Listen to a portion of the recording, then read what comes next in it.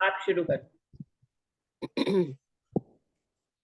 बोलो श्री प्राणनाथ प्यारे की जय। बोलो श्री सतगुरु महाराज की जय। पिया भी साथ है यही, जो मिल सको तो मिलो। पिया भी साथ है यही, जो मिल सको तो मिलो। जो दिल में हो ये यकीन, तो मिल सको तो मिलो। पिया भी साथ है यही, जो मिल सको तो मिलो। जुदा है रास्ता उनसे यहाँ मिलने के लिए। हाँ, जुदा है रास्ता उनसे यहाँ मिलने के लिए। कदम पे उनके तुम भी जो चल सको तो मिलो। कदम पे उनके तुम भी जो चल सको तो मिलो। पिया भी साथ है यही, जो मिल सको तो मिलो। धनी भी साथ है यही, जो मिल सको तो मिलो।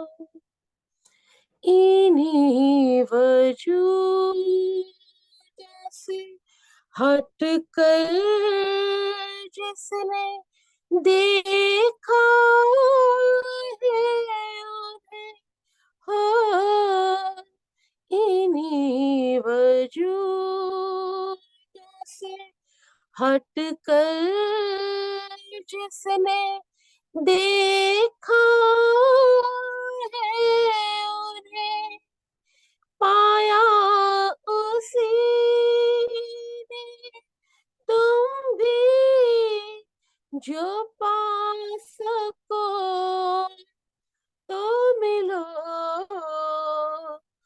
पाया उसी ने तुम भी जो पा सको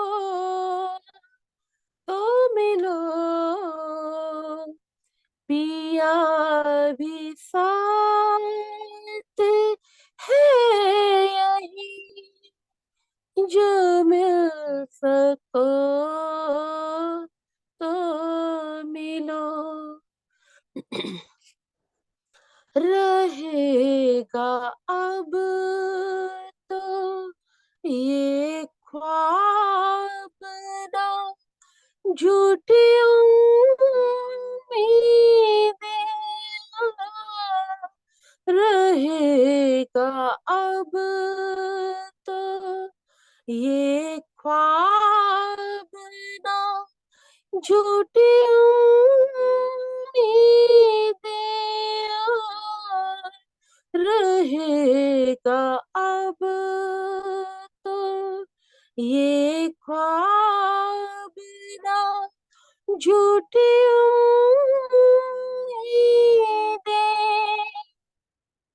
बसा के दिल में उन्हीं को जो मिल सको तो मिलो,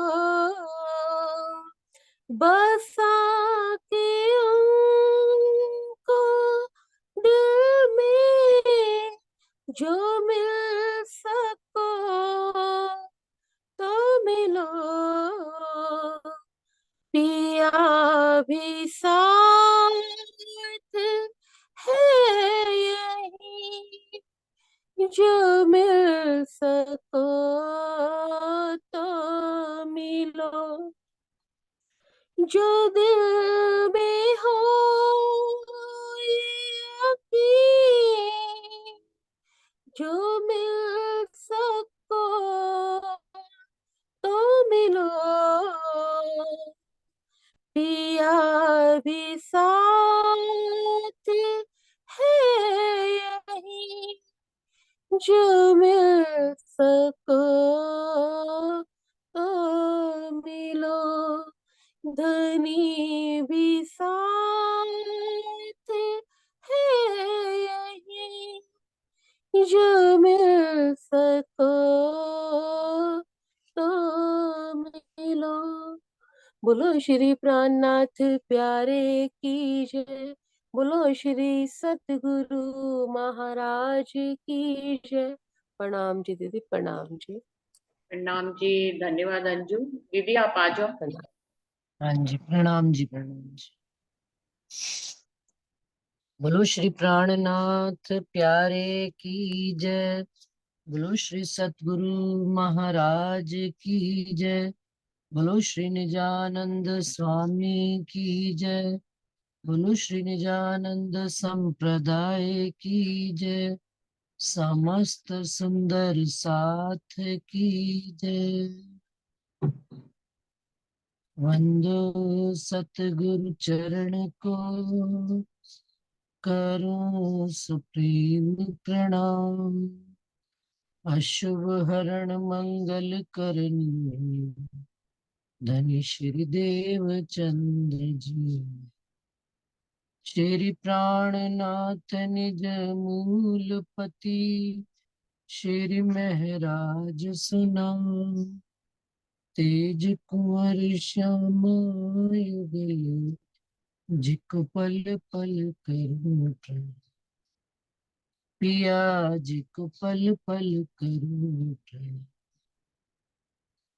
प्रथम लागू दो चरण को, धनिये न छुड़ाइयो खिन, लाख तली लाल एड़िया, मेरे जीव के ही जीवन, इन पांव तले पड़ी रहूं, धनी नजर खोलो बातूं, पलना वालों निरखूं नेत्रे, मेरे जीव के ही जीवन, प्यारे मेरे प्राण के, मोहे पल छोड़ो जिन, मैं पाई मेहर महबूब की, मेरे जीव के ही जीवन, मेरे जीव के ही जीवन। प्रणाम जी सुंदर साज जी, सब सुंदर साज जी के चरणों में प्रणाम जी। सुंदर साज जी, आज नया प्रकरण प्रारंभ हो रहा है। मता हक ताला ने मोमिनों को दिया, और जो इससे पहले हमने प्रकरण किया था कलश का कलश, जिस प्रकरण में राजी महाराज ने हमको ये बात समझा दी कि संपूर्ण संसार के ऊपर जो कलश है, धनी ने अपनी पहली 4 किताबों का कलश रख दिया, और उनके ऊपर भी कलश, धनी ने पूर्ण परम धाम का, रज्जी महाराज के पूर्ण स्वरूप का, शोभा का, श्रृंगार का, 25 पक्षों का वर्णन कलश पर कलश धर दिया। और एक बात इसमें खोली कि हक बैठे इन इल्म में तो अर्श दिल हुआ मोमिन, कि राजी महाराज का पूर्ण स्वरूप साहिब ही राजी का स्वरूप है। और मोमिन और इस पर भी एक कलश और है। एक कलश तो ये है कि संसार में सब के ऊपर श्रेष्ठ ये वाणी श्री कुलजम स्वरूप साहिब, और उस पर भी एक कलश क्या है, इसमें बातिन बातून का बातून, कि मोमिनों के दिल को ही अर्श कहा गया। कि जाहिर में राजी महाराज का स्वरूप ये वाणी बैठी है, और बातून में मोमिनों के दिल में धनी अर्श करके अपना बैठे। अर्श की सब नियामतें, सब बिसात लिखी उन्होंने कहाँ बिछाई हुई है, मोमिनों के दिल में।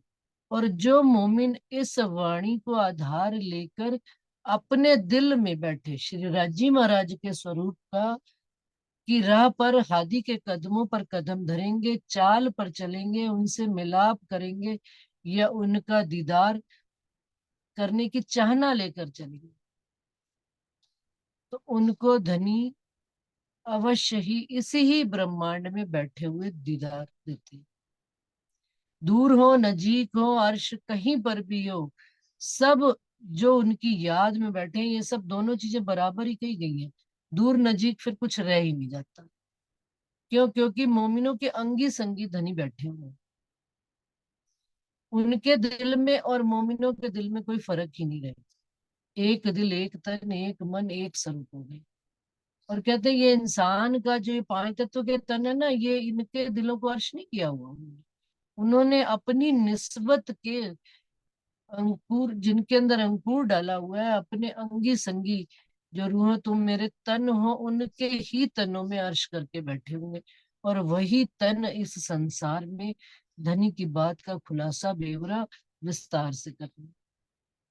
जिस प्रकार से उन्होंने प्रकरण के अंत में कहा कि जैसे बंझा पूत, जैसे एक औरत बांझ होती है, उसको संतान पैदा करने का दर्द का एहसास नहीं है, या आकाश पर फूल नहीं है, इसी प्रकार से 14 लोक के जीवों को राजी महाराज के स्वरूप साहिबी सिनगार कुछ भी पता नहीं। हाँ, जिन मोमिनों का दिल अर्श है वही इस राज को जानते हैं। उन्होंने ही बैठे यहाँ पर धनी की सुख को लिया है, धनी की लज्जत को किया है, और ले रहे हैं और दे रहे हैं मोमिन। और असल जो ये खेल जिसको हमने बड़ा बनाया हुआ है, ये खेल तो कुछ है ही नहीं। मूल घर में जब आप अपने तनों में हम जागृत हो जाएंगे और धनी के चरणों में स्वयं को बैठा हुआ देखेंगे, तो पता लगेगा ये तो 3 घंटे की एक साधारण पिक्चर थी जो खत्म हो चुकी, और धनी के चरणों में हम जागृत हो गए। तो उसके आगे अब जो प्रकरण आ रहा है, और प्रकरण की अंतिम चौपाई थी, हक हुक्म सब बेवरा किया। अब रज्जी महाराज के हुक्म से दूध पानी का निबेरा हो चुका है, माया ब्रह्म का निबेरा हो चुका है, जीव आत्म का निबेरा हो चुका है। अब कहीं पर भी कुछ भी फर्क, मतलब बताने के लिए इंद्रावती जी कोई बात कहते हैं, रह नहीं गई। अब बस शहूर करने की बात है। शहूर का क्या मतलब? मिल बैठ करो शहूर, कि आपस में जब हम इन बातों का, धनी की कही हुई बातों का विचार करेंगे, तो लज्जत हमारे अर्श तनों में भी जाएगी। यहाँ की लज्जत भी अर्श तनों में जाएगी, और वहां की लज्जत भी हमें मिल रही है। तो आगे प्रकरण उन्होंने शुरू किया, मता हक ताला ने मोमिनों को दिया। मता मतलब बुद्धि। बुद्धि अब जाहिरी में तो देख लीजिए, जाहिर ये स्वप्न बुद्धि से हटाकर राजी महाराज ने जागृत बुद्धि और निज बुद्धि हक ताला ने मोमिनों को दिए। हम मोमिनों के वास्ते ही ये निज बुद्ध और जागृत बुद्ध का ज्ञान आया है। अब उस प्रकरण में धनी हमको क्या आदेश दे रहे हैं या क्या हमको कहना चाह रहे हैं, इस बात का हम इस प्रकरण में विचार करें। एता मता तुमको दिया, सो जानत है तुम दिल, बेशक इल्मे न समझे तो शहूर कनु सब में। एता मता, एता मता कौन सा? ये जो इतनी संपूर्ण वाणी, ये तो हो गई बात कि उन्होंने हमको दी है। और भी एक मता दिया है कि जब हम संसार में आए, उतरे, हमको कोई खबर ही नहीं थी, संसार में ऐसे ही पैदा हुए, किसी संसार का ही वासी अपने को समझा, जीवों में जीव बनकर रह रहे थे। परंतु धनी ने हाथ पकड़ा, इस डूबते हुए सागर में जहां से निकलना कोई आसान क्या, सारे ही डूब जाते हैं, परंतु उन्होंने हाथ पकड़कर हमको इस सागर से निकाला। और निकाल कर उन्होंने हमें बाहर खड़ा करके दिखाया कि कौन सी माया रूपी दज्जाल में हम डूबे बैठे थे, और अब हमको कौन सी खुशबू वो दे रहे हैं। इतना भी नहीं कि हमें इतना, इतने पे यकीन आ जाता कि सतगुरु महाराज ने हमारा हाथ पकड़ के हमें निकाला है। उन्होंने हमको वेदों, कतेबों, संसार के ग्रंथों से भी सारी इस बात की गवाही दी कि हम ही उस घर से आए हैं। रसूल साहब कुरान में भी उन्होंने ये बात कही कि ये मता मोमिनों के वास्ते ही आया है। अर्श की सब नियामतें हम मोमिनों के वास्ते ही है। रूह को यकीन नहीं आया तो धनी ने रूह को अपने इन वचनों के साथ तो जोड़ा ही जोड़ा, इन वचनों के साथ परम धाम के 25 पक्षों का भी ज्ञान दिया, अपने घर का जर्रा जर्रे का बताया और उसका अनुभव भी दिया। इतना मता देने के बाद, सब बातें समझ आने के बाद, क्योंकि ऊपर आ गया हक हुक्म सब बेवरा की, अपने घर का भी जर्रा जर्रा बता दिया, धनी के स्वरूप साहिबी का भी बता दिया, धनी कैसे 8 सागरों को मूल मिलावे में ही लेकर बैठे हैं, इस बात को भी बता दिया। धनी के अंग ही सागर का स्वरूप है, ये भी बात समझ में आ गई कि जो कुछ है सब धनी ही धनी है। स्वलीला अद्वैत भी उन्होंने समझा दी। उनके ही दिल से हम सब रूहें हैं, उनके दिल धड़कता है तो हमारी उनकी धड़कन है हम रूहें। उनके धड़कने से हमारे अंदर श्वास है। हमारा दिल भी तब धड़कता है कि जब धनी हमारे दिल में बैठे। हमारे जान प्राण सब धनी का स्वरूप है। एता मता तुमको दी, धनी हमारे सहरग से भी नजीक बैठे। ये जानत सो जानत है तुम दिल। ये बात वो कह रहे हैं कि हमारा दिल इस बात को जानता है कि नजर से ना काढ़ी मुझे अव्वल से आज दिन, क्यों कर कहूं मैं महबूब की झुक करत ऊपर मुंह। और बाले से बुढ़ापे लग मेरे सिर पर खड़े सुभान। और ये बात जानता कैसे है दिल? एक तो है भाई दुनिया के कहने पे मान ली, लेकिन सो जानत है तुम दिल।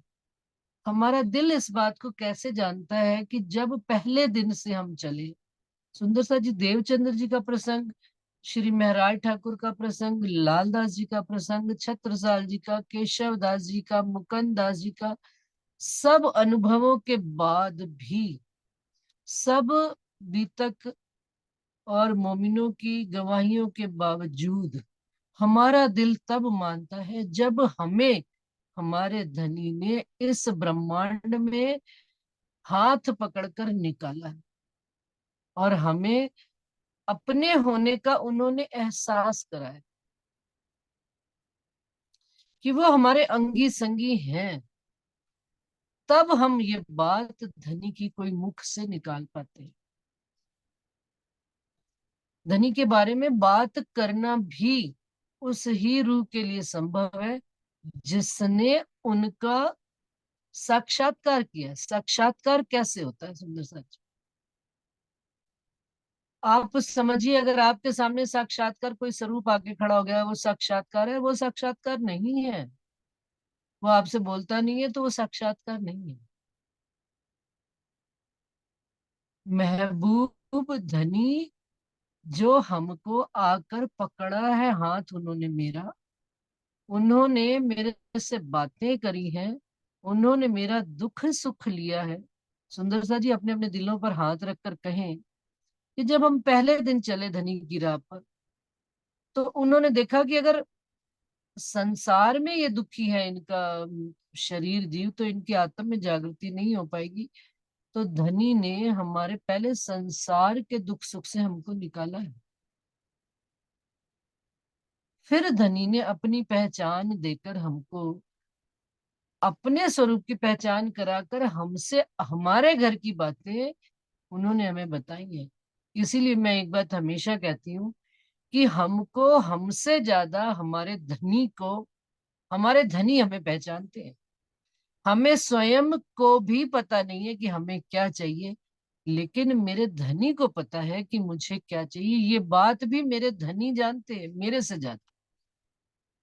ये भी बात मेरा दिल जानता है। सो सब जानत है तुम दिल। धनी हमको हमारे से ज्यादा जानते हैं, ये बात भी मेरा दिल जानता है। तो कह नहीं पाते अब कि राज जी तुसी तो सुनते नहीं, तुसी तो करते नहीं, तुसी क्यों? क्योंकि अब ये बात समझ में आ, जो बात समझ में आ जाती है ना, फिर वो रूह कहना बंद हो, कि धनी तो सब जानते हैं, भूत भविष्य वर्तमान तीनों काल के दर्शी। और उन्होंने हर काम वक्त वक्त पर समय समय पर उन्होंने सुलटाए हैं हमारे काम। और सुंदर साथ जी ऐसा नहीं है कि केवल उन्होंने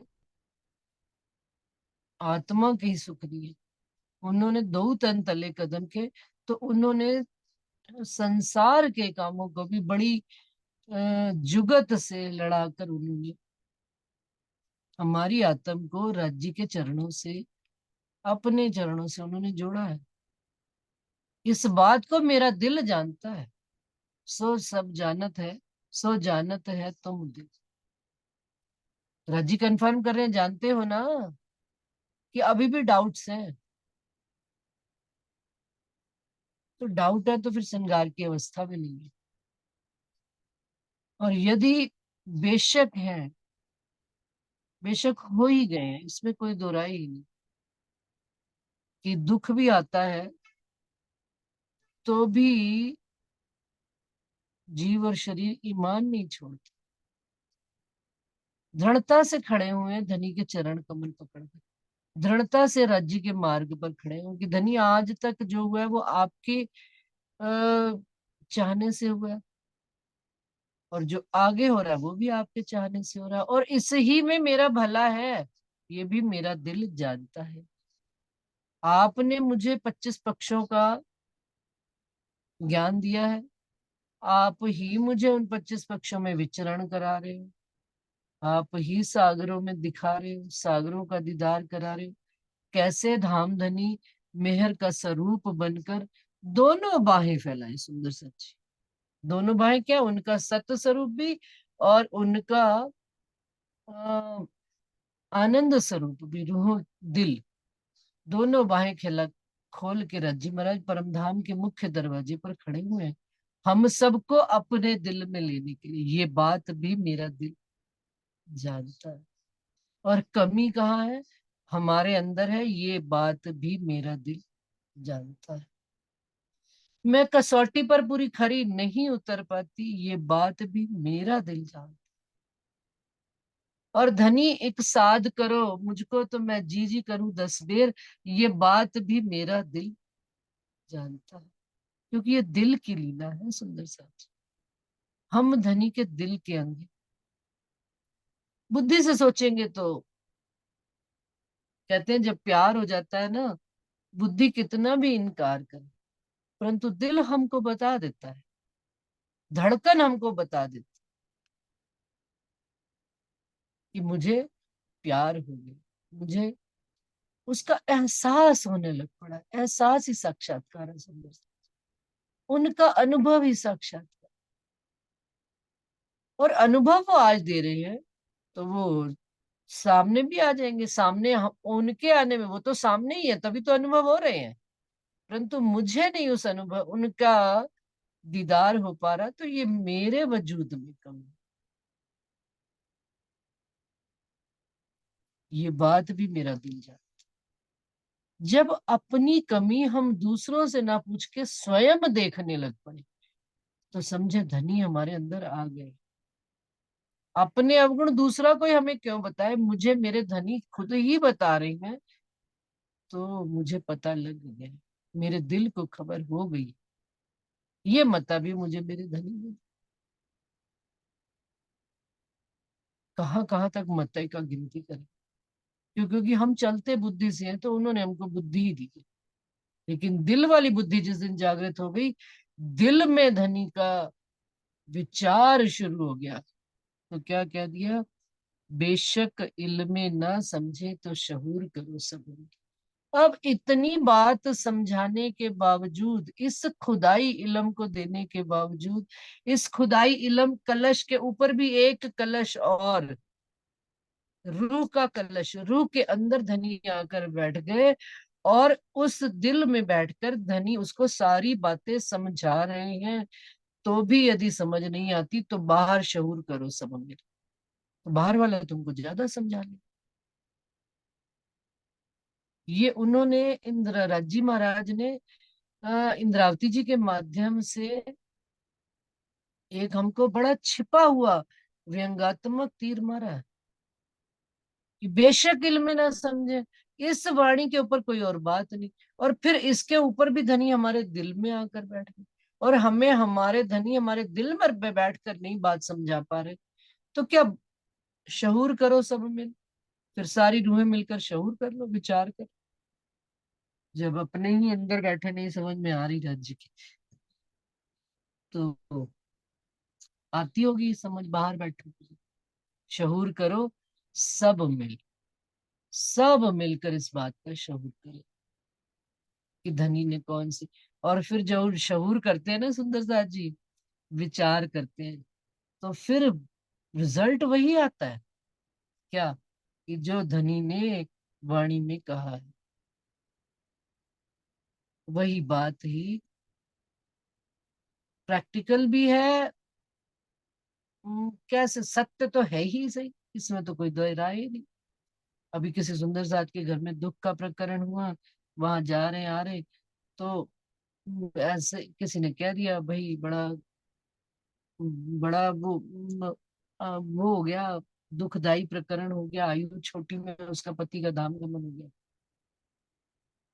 तो सुंदर साथ ने क्या जवाब दिया, धनी नहीं हुआ तो उन्होंने उन्होंने गलत नहीं किया, ये तो बड़ा गलत हो गया राजी महाराज, ऐसा कुछ बोले वो। तो जिनके साथ हुआ उसने कहा, नहीं नहीं कोई गलत। उनको राजी महाराज के निर्णय में भी कोई शक होता है क्या? उनको पता है हमारे लिए क्या सही है, हमसे ज्यादा उनको पता है। तो उनके निर्णय में शक, फिर बेशक कहा हुआ है, बेशक इल्म ना समझे। बेशकी तो ये है कि कोई भी अवस्था आ जाए, तो हमें पता है इसमें ही हमारा भला है, यही होना ही सही था हमारे लिए। ये बाद में उस को कहना तो आसान है जब हम रिजल्ट पर आ जाते हैं, लेकिन उस पहली अवस्था में ही, कि जब दुख की घड़ी आ रही है, हमको तब भी पता है कि यही ही सही है। तो बाहर से फिर क्या किसी से तो शहूर करो सब में। और जब सबसे शहूर किया, तो यही बात समझ में आई कि धनी सत का स्वरूप है, धनी आनंद का स्वरूप है, धनी ने ही जो हमारे लिए सोचा है वही सही। क्यों? क्योंकि सुंदर साथ जी, मेरे दिल में एक बात जरूर आती है कि वाणी का कोई भी चौपाई को हम जाहरी प्रसंग में भी समझे, हम आत्मिक प्रसंग में भी समझे, हम बीतक साहब से भी रिलेटेड समझे, और इसके ऊपर रूह अपने से कि माथे ले से तेने कहूँ बीजामा कर जो तू, कि मुझे मेरे धनी ने ये बात मेरे वास्ते ही केवल कही है और मुझे ही अपने सिर लेनी है।